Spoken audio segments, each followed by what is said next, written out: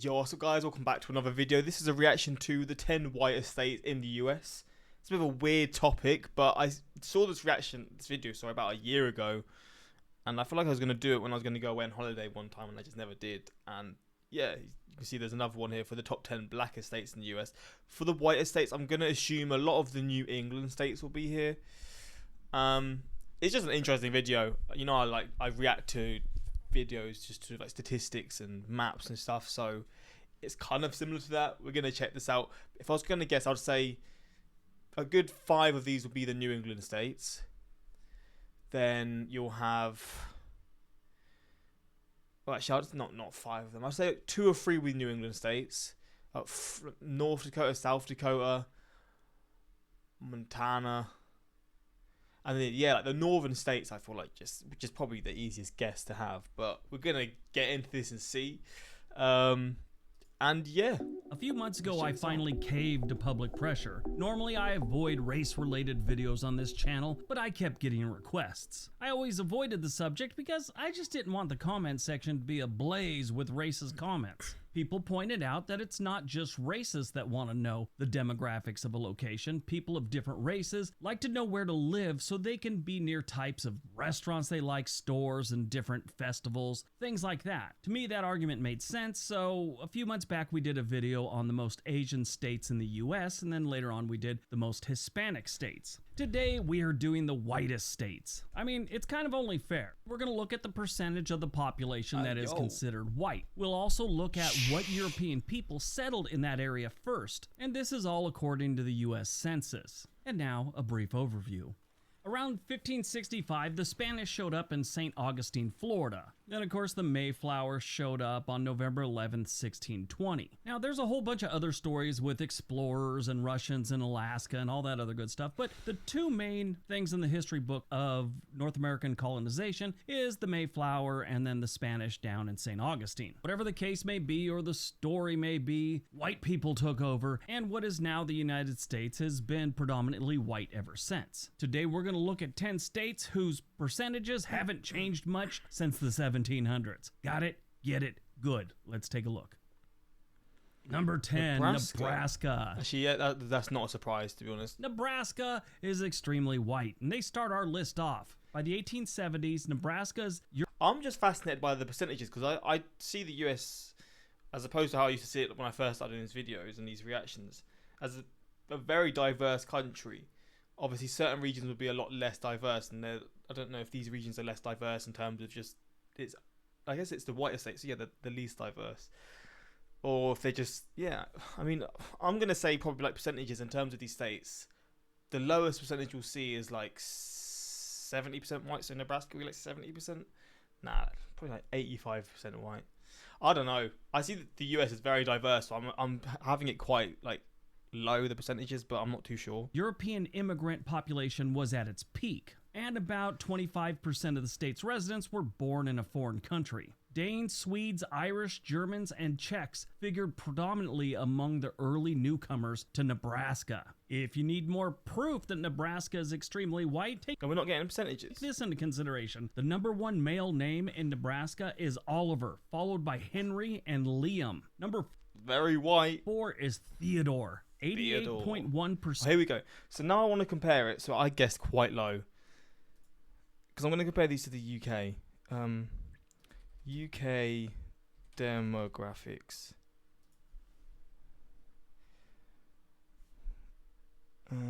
What's the racial breakdown of the UK?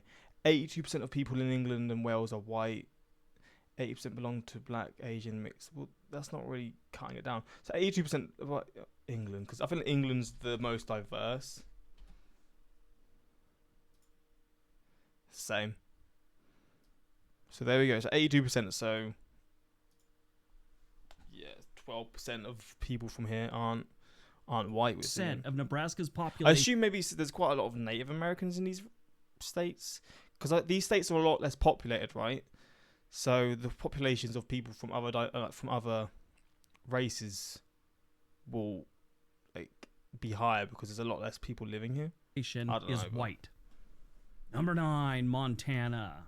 Coming in I strong guess. with the blonde hair, Although, blue number 9 is a surprise. eyes crowd, you have Montana. This will be higher. Originally, Italians and Germans settled in Fergus and Park counties. Look at that. Many Germans came from North Dakota and Canada, and a lot of the cattlemen that landed in Montana were mostly English and Scottish. Now, the dynamic back then was the English and the Scottish basically worked the cattle, but the owners were typically German. Now, they did have sheepmen. Sheepmen normally weren't okay back in the day. The cattle guys didn't really like them. But there were a lot of them in Montana, and they were from the British Isles. That's how Montana became the Montana we know today. 88.9% of Montana's population is white.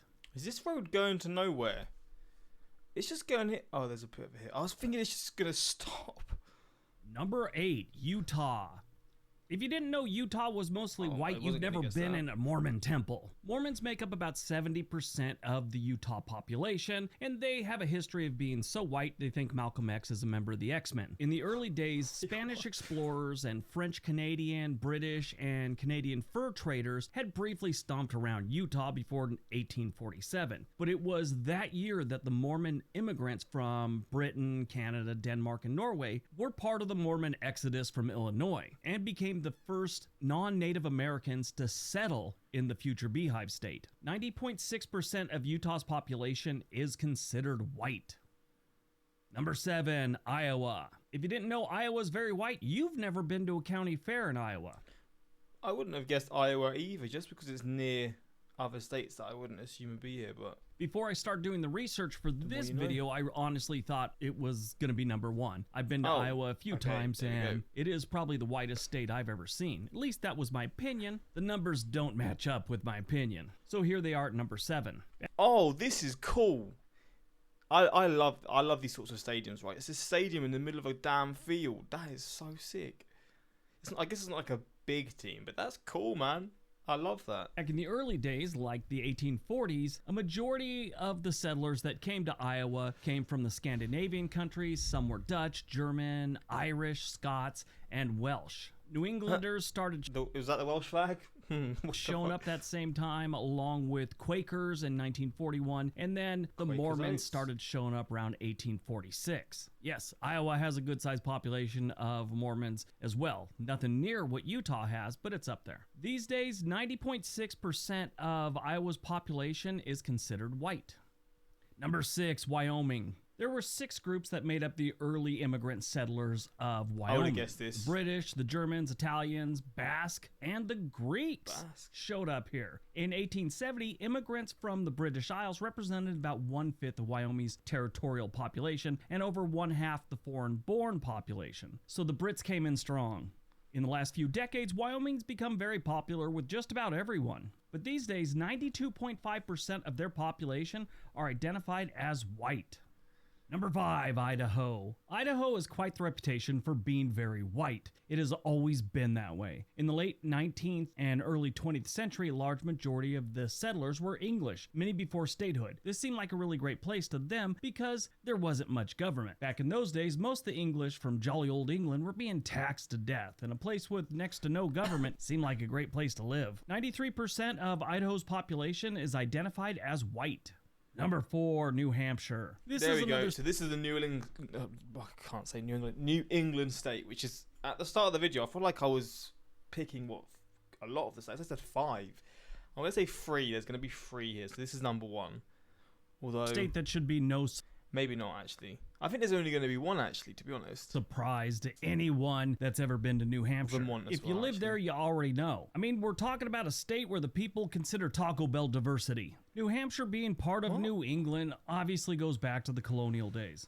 And at the time, it was mostly British residents in the area that would eventually become New Hampshire. But in 1799, they started being joined there by a lot of Scottish and Irish immigrants. What's strange is for a long time, they had a lot of French Canadians living in New Hampshire, and sometimes you could find little bits and pieces of that culture in New Hampshire. They came down for the textile mills from Quebec, and a lot of them stayed back in the day. These days, 93.1% of New Hampshire's population is considered white. Number 3, West Virginia. West Virginia's kind of strange. I was not What? This is not what I was thinking of West Virginia at all. I thought they would be a little bit higher as in the percentage because unlike most cities in the United States, West Virginia cities really don't have a lot of diversity. I didn't know that. I would not have assumed that though, to be honest. And if you look outside the cities and some of the rural areas, the mountains and the hollers especially, there is like zero diversity. So I'm actually a little surprised they're number 3 on this list. The settlement of present-day West Virginia began in the mid-1700s when Scottish, Irish, and German settlers from Pennsylvania came to the area that is now Berkeley and Greenbrier counties. The Scottish and Irish cultures really soaked into the West Virginia land. A lot of the folk music in this part of the country is heavy with Scottish and Irish folk influence. These days, 93.5% of West Virginia's population is identified as white.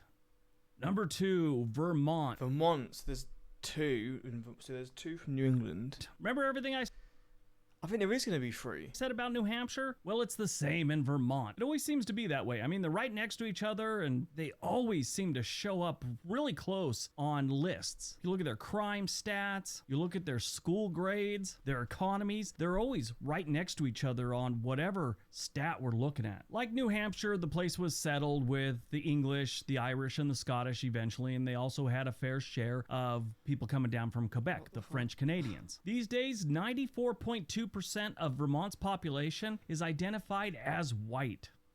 All right, before we... So number 1.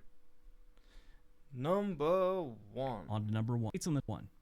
And number 1, Maine. Mate, what a guess, by the way. I literally said 3 at the start of the video. I'm the man.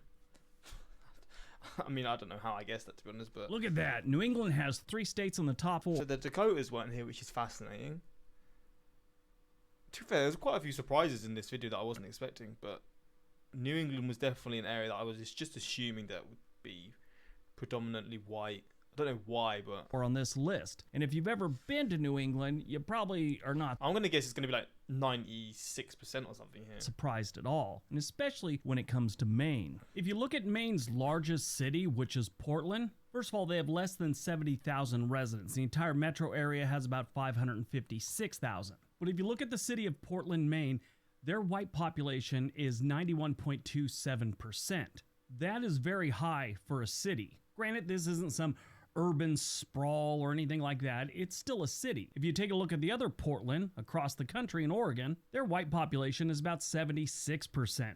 Side note, Oregon almost made this list. It comes in like number 14. Portland, Oregon's obviously a lot bigger, but still, it's an interesting comparison. The Pine Tree State has a population that is 94.4% white. Okay, I was a bit off, but... All right, that's today's there video. There we go. That's it. Just interesting look into this. I don't know why this got disliked. I guess it's just the topics, just people are sensitive about it. I don't know. Being a black guy, I gotta tell you, having been around many places, 90 plus white community commutes, things just seem to be very pleasant and nice. Not saying they were perfect, but there's not the same drama and BS I found in other districts. I mean, I don't know, but people experiences, right? I grew up and live in a fairly white area of North Wisconsin. It's rural, nice and quiet, and the people are genuinely nice to each other. The rural culture is fairly laid back and quiet. So then there's this video. I guess I would do that next. I don't know. People actually care for these sort of reactions, but for this one, I'd assume. I mean, 7 of them will be like states from the South, probably New York, California, and